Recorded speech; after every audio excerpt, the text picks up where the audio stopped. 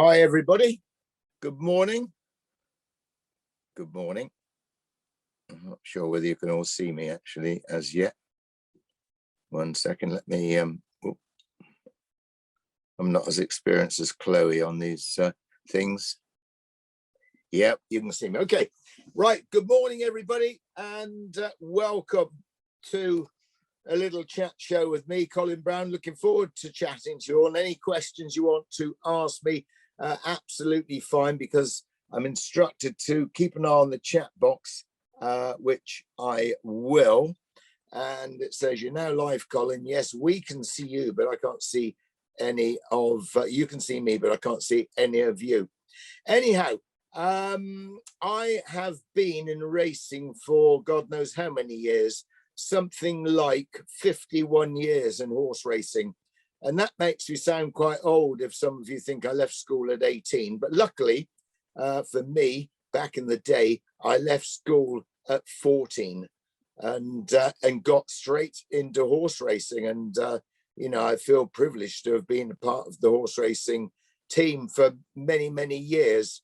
And, all of you that are listening in today, watching this live stream, well, I'm sure, you've all had some great days in horse racing. And it's just, I think the people we meet in horse racing, you might not have to, you might not go out for a pint with them. You might not really socialize with them that much. But if you're on the end of a phone line or you see them at the races, there's always conversation. There's always fun. There's always a bit of crack, as they call it. And it just is the best sport in the world. And I have to pinch myself sometimes just to, have, been involved for all the years. I wish I could turn the clock back a bit, not to change anything, but I wish I was a bit younger than I am now. But as I say, it just is great. And there's a lot of camaraderie within the racing industry, and not just, being an ex-jockey, basically just being part of the community, part of the racing team, all the lads and lasses that work in racing, and the assistants and the trainers and the owners and the horsebox drivers and the farriers and everybody that's involved, the vets, whoever, stalls handlers, starters, stewards, everybody that's involved in the racing industry. It's just great to be involved with, and a lot of fun. But you might wonder how I got into horse racing. Well, I come from a family who wouldn't know a horse if it kicked them. They are great people, my parents, and they're always, up for whatever I wanted to do. I was a bit of a country bumpkin, really. I lived in a place called Martin, which is between Salisbury and Blandford on the Dorset borders. And I can tell you that when I was a kid at school, like 10, 11 years old, I used to have a little job doing a bit of gardening and mucking out fields of ponies' poos with rubber gloves and a wheelbarrow, and got to quite like ponies, really. But I also had 20 rabbits, 6 guinea pigs, 20 budgies, 2 dogs, 6 cats. And so you can see I had a bit of a menagerie. And some days when my mother would go off to work, and she used to do a bit of canvassing, that's, one of those catalogue things. She'd go off to work some mornings before my school bus would come. So I'd get dressed for school after I'd fed all my animals, go down, wait for the bus, see her drive off up the road, and then I'd miss the bus and go back and look after all my animals all day. And that's what I really enjoyed. But the first time I ever went racing was back in, whatever year it was, something like 67, I think it was, at Goodwood. And the only person in my family that was interested in racing was a guy called Uncle Ron, my mum's brother. And Uncle Ron, who died 7 years ago, aged 104, which bodes well for longevity. Mind you, he didn't like a drink, and he never smoked. Not that I smoke now, but I like a drink now and again. Hey up, gorgeous, says Janice Cole. She must have forgotten her glasses today. Hi, Janice. Lovely to see you, darling. Anyhow, Uncle Ron, who loved horse racing, he was one of those annoying gate men at Goodwood as well, like bowler hat jobs. Morning, Jerry Walsh. Good morning. Good to see you. Well, I can't see you, but I'm glad you're watching. Anyhow, I went to Goodwood races when we were on holiday in Sussex with mum, dad, and my sister Sandra, and we went to a place right up on Trundle Hill at Goodwood Races, and we're watching the races, and you could have a very small bet on or whatever, you know. And watching the races, my Uncle Ron's looking at me, really interested. Morning, Paul. Looking good, thank you. I can't see you, but thank you. I got the. It's not the 7 bridge. It's somewhere a bit more salubrious than that. Nothing wrong with the 7 bridge, of course. Anyhow, let's get back to the racing bit. So Uncle Ron said to me, and I was sort of stood there, 4'7" or something. He said to me, what are you going to do when you leave school, Colin? And I thought, well, sort of left now, really, because I got 2 years left. I worked out all the truant days, so I've got that many days left. But coming back to what he said, why don't you become a jockey? Because you're very small. So I love the racing. I was watching Bill Rickaby, Lester Piggott, jockeys like Ron Hutchinson ride winners that day. So we drove back to my Uncle Cecil's, another uncle up in Sussex, said to Dad, I'm going to become a jockey. He said, that was a bloody stupid.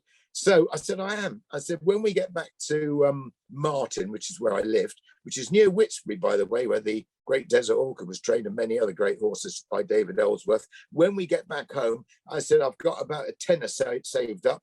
Can we buy a pony? So we went and bought a pony. We picked it up in the New Forest. We put it in the back of a black cab, a little taxi. And we brought this pony back to Martin, where I lived. I got it broken in by a lady called Tony Taylor, who's Lorney Hill, the trainer's grandmother. Sadly, obviously, you're not with us anymore. But she broke the pony in, and her and another lady in the village sort of taught me to ride, really. Not that I was very good. Every time they trotted away with me on this little pony I used to ride, and then turn right-handed, said, we're going to turn, I'd like tumble out the side. I knew I did that racing a fair few times as well, including at the Cheltenham Festival once at the second last. So anyhow, so I got into racing, and that was me, really. I left school 14 years old, and the day that I left school, I went to join Toby Balding. I went to Toby Balding's for a few weeks, and then my dad insisted I went to college to learn painting and decorating. But I remember being at Toby Balding's. It was 1969. He had the Grand National winner that year. It was called Highland Wedding, and Highland Wedding was a fantastic horse, and he really was. I met the likes of the great Eddie Harty, and I really enjoyed it there. And when I got there, there was no room in the hostel, a bit like no room in the inn, isn't it? So Toby Balding, being Toby, got Caro, his wife, to go and buy a bed for me, and they put me in a stable. And I rang my mum from the telephone box down the road. Me and Richard Linley were just kids then. We used to go and ring our mums at night, you know. And she said, how's your room? I said, well, I'm in a stable, mum, because they didn't have my room ready. Christ, she said, you must come home. I said, that was just stupid. I'm absolutely fine. I said, Jesus was born in the stable, so I'm in the stable for a couple of days. Nothing wrong with that.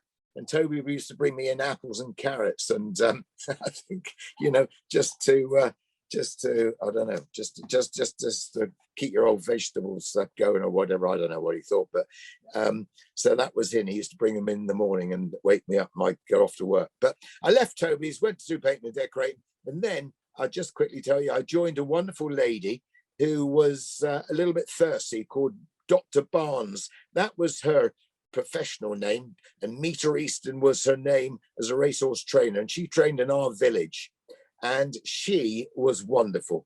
She said, if you work hard for me, old boy, she said, I'll make sure you ride plenty of winners. I'm not quite sure how that was going to be worked out, because she only had 4 or 5 horses, but at least she said she put me on a winner. So I worked hard for her, really hard for her.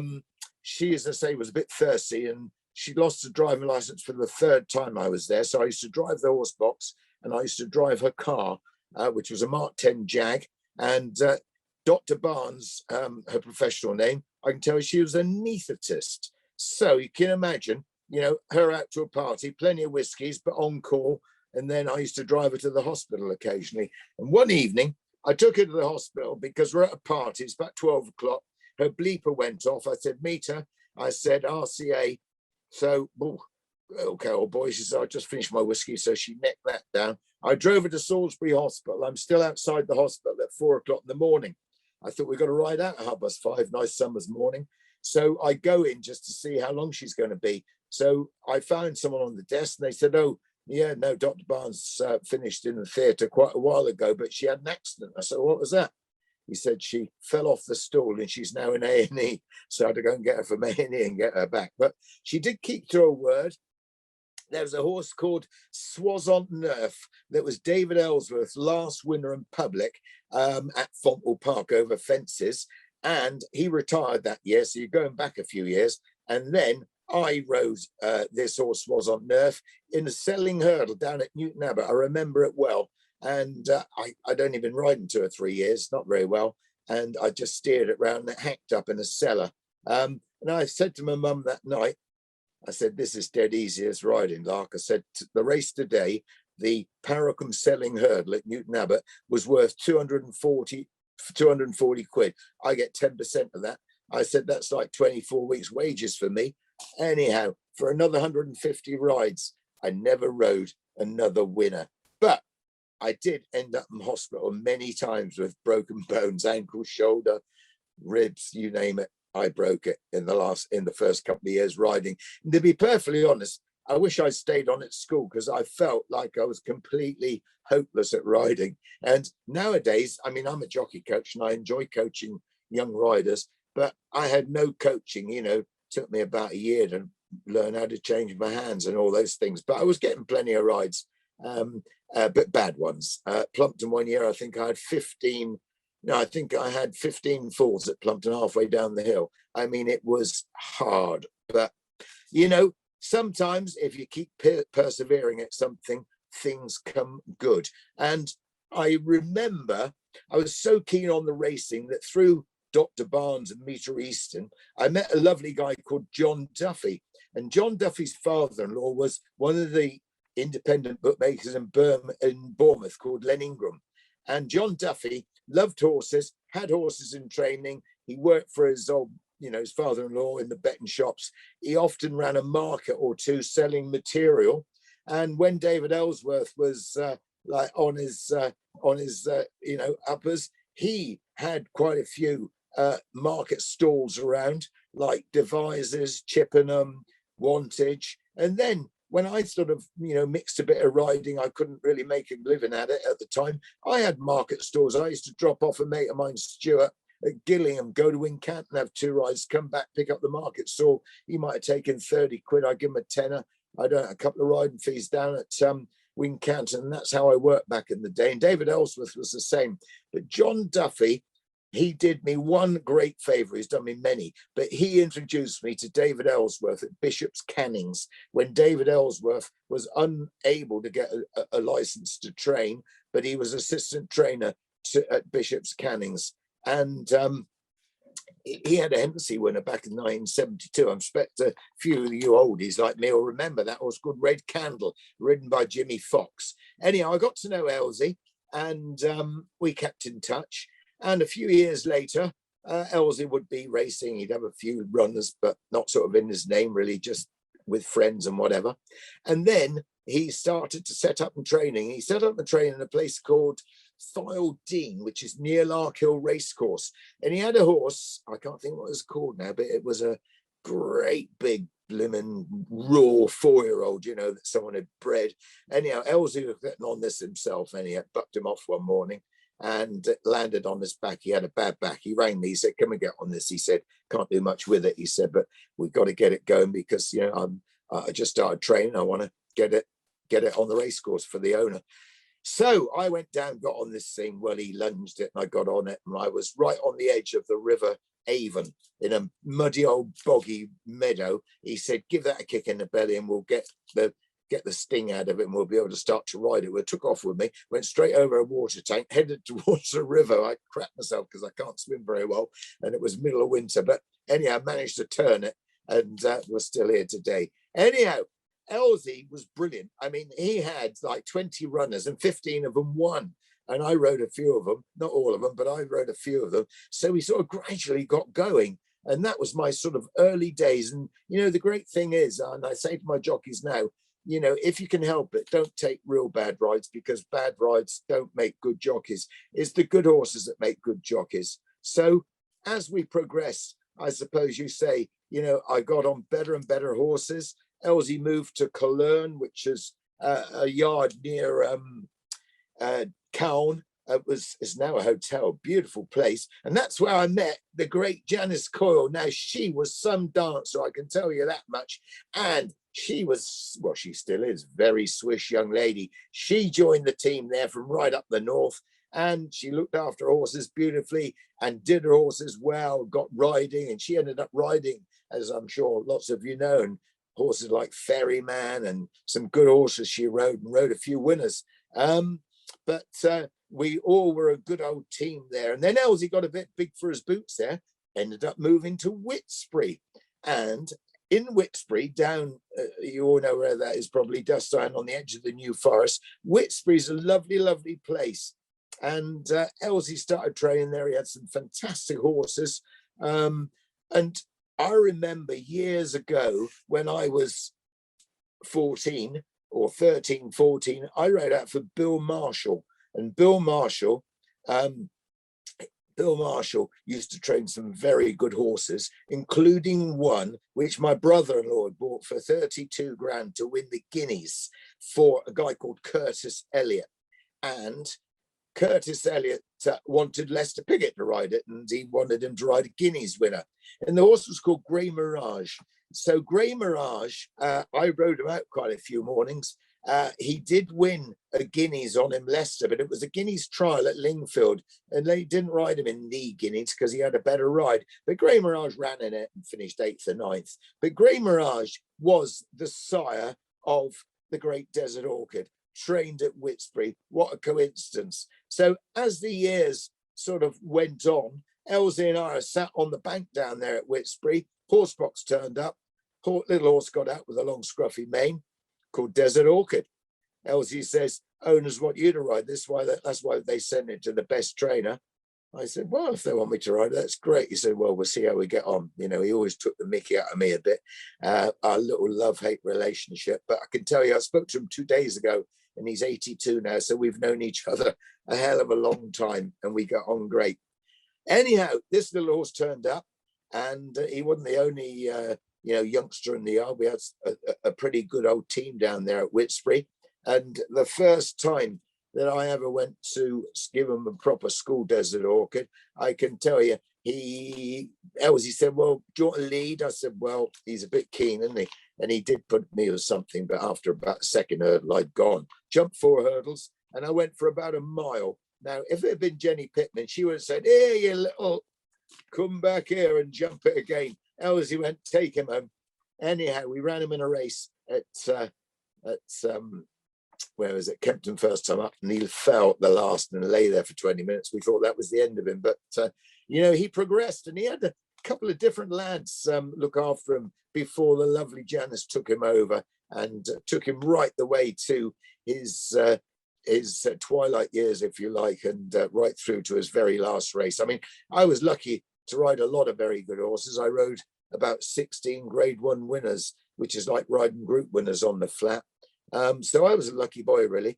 I often say to people, I've ridden 4 Grand National winners, but not in the Grand National. So I rode a horse called Little Polvia in the Grand National. I rode a horse called, I unseated on him and then finished 8th on him. I rode a horse called Rhyme and Reason in the National, but not in the National. I won on him before he won the National, should I say. I rode a horse called Grita Corbière. Some good old horses, but honestly, it was just fantastic fun back in the days riding for all those lovely, lovely people. If anybody's got any questions, pop them up on the chat show. You're probably thinking you can't get a word in edgeways, but no. So my racing career only lasted 17 years. I broke my shoulder a few times. Coming back to the National, I remember, jockeys just love to ride in the Grand National. If you watched all the ITV and the, racing TV coverage at Aintree a couple of weeks ago, it just means so much to ride in the National. And back in the day, I mean, us jockeys were just crazy, really. I remember having a fall on a horse called Akram 2 days before the Grand National. That's when I rode Little Polvia, and I sprung a rib, and it was so painful. I had to avoid the doctor jump in the car and drive to a hospital to get it strapped up and take a few painkillers. And they said, well, you'll need 3 weeks or 4 weeks off now, young man. And I said, if I told you I was going to ride in the Grand National Saturday, what would you say? You say, well, you're absolutely nuts. But I said, well, I am. And they couldn't stop me because, you know, I had private health insurance then, and I was on Bupa or whatever.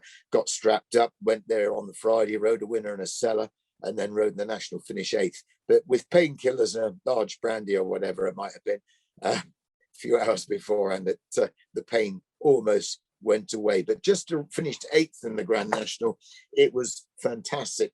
And I do hold the record, I will tell you, so keep an eye on Grand Nationals in the future. I rode a horse called Camphor Ginger to finish 23rd back in 1983, and no horse since the inaugural running of the Grand National back in 1851 has finished 23rd.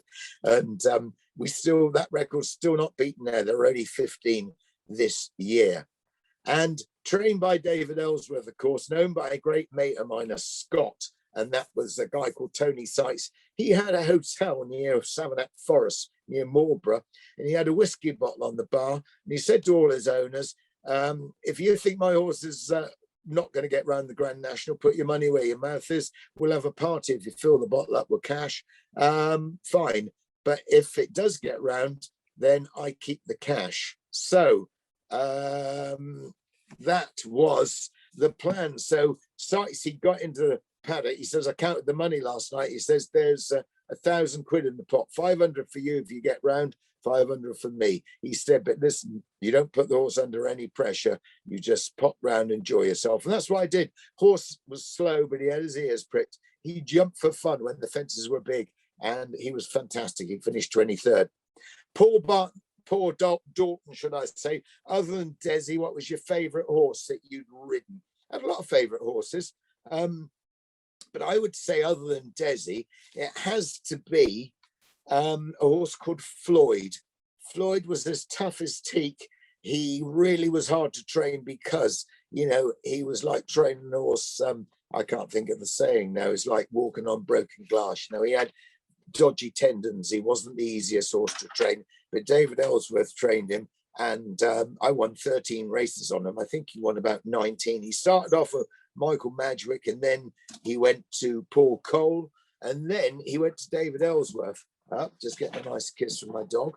And then he went to David Ellsworth, and he was this really, really tough horse. Never knew when he was beaten. He used to jump for fun. He was a proper hurdler. They never tried him over fences, but he was a proper hurdler. And we started him off at the bottom of the bottom of the rung, if you like, winning a handicap hurdle, I think somewhere like Fontwell. Then he went to Newbury, then he went to Sandown, and then he went back to Sandown, and he won an Imperial Cup back in 87. And that was a year before the bonus. And then after the Imperial Cup was the county hurdle. And he went there and won that. And then next year he went on to win. I won the Fighting Fifth on him. I won the Bueller on him. I won some great races on him. He was a super, super horse. He really was. But obviously, another horse that was my favorite was a mare called Leslie Ann. Some of you may not remember, but she was the only Royal and Sun Alliance winner that got beaten at Fontwell, but won the Sun Alliance chase. And she beat some great horses that day. Horses like Corbière, horses like Wayward Lad, Captain John, some real good horses. And for a mare to win it, I mean, we've had Dawn Run and I think one other mare since the early 80s. She was good. Katie Ferguson, sorry. What's your favorite track to ride on? Right. I will say I love going racing. My job's easy. What I do corporate hospitality, race course announcing. Lucky enough to do 6 days at Ascot, and I do, race course. I spot the horses in the paddock, race day commentary, so on and so forth. Some great tracks in this country. There really are. And they're not all the big tracks, Katie. Some of them are little tracks like, Newton Abbot, Taunton, Fontwell, places like that are super. But I think I have to say that there's another dog come to see me. I think I have to say that Sandown Park would probably be my ideal track. I love taking people to Sandown Park. I love entertaining people at Sandown Park, because if they don't know racing, you can sort of warm to them, or they can warm to you, whatever, by just looking out, just seeing the Hampstead Heath. You can see Heathrow. You can see the Eye. You can see the Tower, whatever it's called in London. You can see the Big Wheel. It's just a great view from there. You can see Wembley. And there's just so much conversation. And then the race course is great conversation, because, you know, you've got your chase course and your hurdle course, which change over down the back. So you're on the inside, then the outside over hurdles and fences. And then you've got the 5 furlong track there, which starts down back to the Scilly Isles roundabout and comes up through the middle. And then you've got your pond fence, so over fences. So you swing in the straight and go left-handed and round. And then you jump the last fence is a plain, but during, you know, if you have to go around again, it's an open ditch. So it really is a fantastic track, Sandown Park. There's so much history to it. There's just so many things to talk about. It's a great place to entertain and a fantastic place to ride.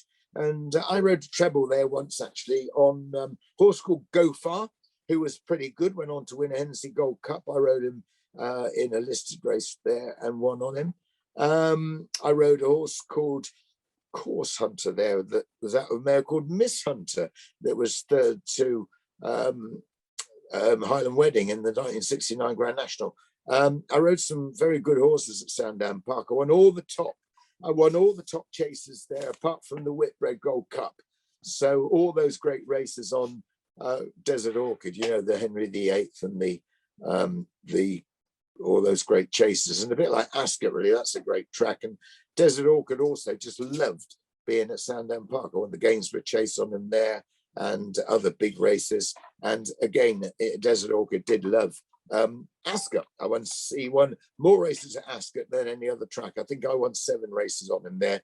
And I won in all 42 times I rode him. I won 17 races. But sadly, I retired because of a shoulder injury before he really came to fruition, although I did get beaten on him and got off him and got beaten on him in a King George. But there we go. We can't wind the clock back, and you know, it's no good looking back. But now a lot of fun in racing, a real lot of fun in racing, and you know, it's such a great sport to be involved in, a sociable sport. And I'm a bit of a sociable person, you might not have guessed, but I did have a pub, actually, and a young man called Joe Chewer, who's not so young anymore. He did. I tried him out as a barman, but he drank too much. Simon McNeill was the ideal barman in a way, because he used to come and help me out. Simon McNeill, who of course rode a Cheltenham Festival winner, as well as a very good jockey and a starter up until about a year ago when he retired. One thing he did do, when people sort of, you know, when he told everybody how much it was, he used to have to drink him for himself as well. So, oh, thank you very much indeed, cheers, and keep going. But no, I did have a pub. I had 1 or 2, 3 pubs, in fact, I had. But my best pub, or the most popular pub, was a place called the Ibex at Channelworth, which I ran for many years. You know, apart from just racing people, we used to get quite a few celebs in there as well. We had Ronnie Wood, who was a keen race goer. Ronnie had horses in training with Charlie James. And coming back to Desert Orchid, Charlie James actually trained in East Garston, and he trained Desert Orchid's dam, and that was Flower Child. She was pretty hopeless.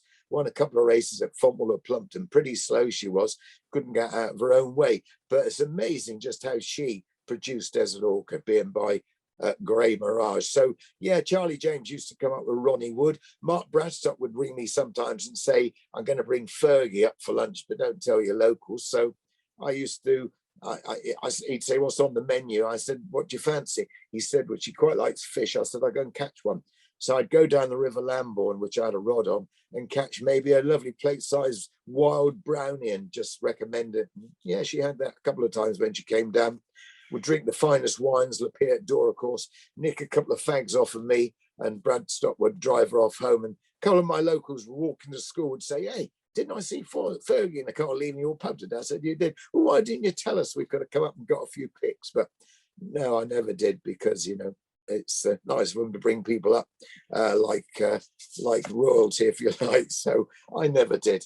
Right, Jerry Walsh. Jerry, Very interesting, Colin. Thanks very much. See you soon at Stratford. I will be at Stratford in July. I can't wait to get back to work. My wife thinks I'm crazy, that my job beats working. And I love just meeting people, talking rubbish, entertaining, whatever you want to call it. So Stratford, Jerry, I will be there. I'd love to do the Ladies' Day there. And I also do Family Fun Day. And then sometimes we do Halloween and a couple of other days there. So I will be at Stratford in the parade ring, just talking about the horses. And it's so interesting, you know, when you go racing, especially like you guys that are listening today, you're bright people, you understand your horses and your racing. So you can go to the races and pick out what, you can see things in the parade ring. But there's so many people that we want to encourage to come racing that don't see those little things and, just get pointed in the right direction. It's amazing the people that email me or text me and say, do you know, I took my family racing the weekend. And I said to them, look out for this and look at the half moon shape of, flesh across a horse, muscle across a horse's rib cage. Watch how he walks, how he pricks his ears, how his eye is, how he's, just taking the prelims at the races. People don't really understand that unless they, unless they sort of listen to the likes of you guys and, maybe me. So it's fun getting people that are interested in racing and getting them sort of, affair with what they're looking for. But, yeah, coming back to the Ibex at Chalworth, gosh, we had some fantastic nights in there. It was so much fun. It really, really was. And I had it for many years, but a pub is not easy work. It's really hard work. I used to get up and ride out in the morning because that kept me fit and woke me up. And then I used to do like a stock check once a week. I used to do, all the ordering. I go and buy my own fresh fish and veg. I had people working for me, of course. I used to cook 2 or 3 days a week. And I used to make sure, it wasn't like going to some very, very smart restaurant, but I did good homemade food, always fresh produce. I think hardly had any complaints, and so it was good fun running the pub. 1 second, I just want to check on my dog. They're here. It's okay. The door's shut. But it was great fun. But combining the racing and combining the pub was a lot of fun as well. So, I used to have an orchid bar there, the Desert Orchid Bar. That's where people want to watch the racing. We'd have a party or two and get the Pork Hole lads up to do a karaoke once a month. I used to know if in the winter when the weather's rubbish, everybody's a bit fed up. I used to know if I did a karaoke once a month, they brought in about 700 or 800 quid on the night. So I used to try and do things that would interest everybody and bring a few quid in and have a little bit of fun. If anybody's got any more questions, then do fire away. I can tell you, riding horses, I haven't ridden a horse for quite a long time now. I never broke my back when I was riding, but I broke many bones. But I did break my back on a yearling, which was one of Malcolm Bastard's, a friend of mine.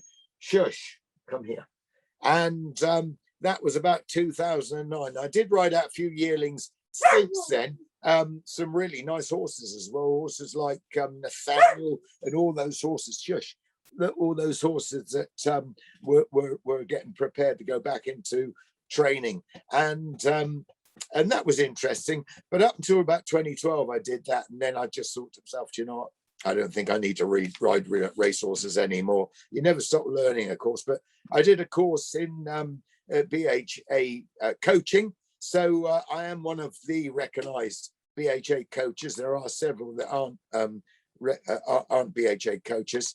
But we've got coaches spread around the countryside, and so I see amateur riders, and it seems that it's beneficial for people to certainly have a little bit of coaching. But nowadays, to say, I just enjoy going racing. With the COVID, obviously it's been hard, but hopefully things are going to open up and people are going to keep safe, and and we can crack away and get out there and get racing again.